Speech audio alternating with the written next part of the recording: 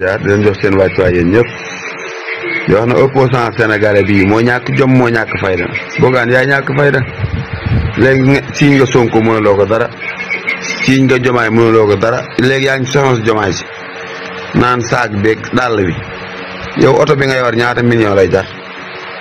pourtant nit ñaa ngi am ordonnance ba tey de sa famille bi nga bokk yow ñi nga am ay problème ordonnance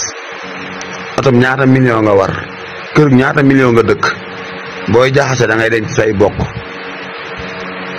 mënoo jaxase kenn parce que Bougane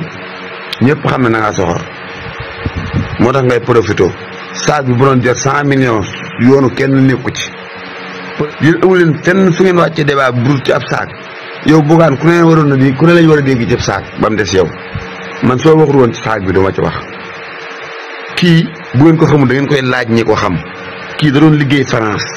fa la ko président gisee bëgg ko takk ko kii nëmmu dara kii mënoo koo fay yow mën na lay fay saag bi bu ko jëndee ci xaalisam lu ngeen ci man jëkkëram war na koo mën a may sax 5 millions mu jëm jënd ko saag sa jabar yow yan ñaar seen or yi ñu takk lu muy jar ci ay millions bu ngeen di jaxase da ngeen di jaxase lu jar jaxase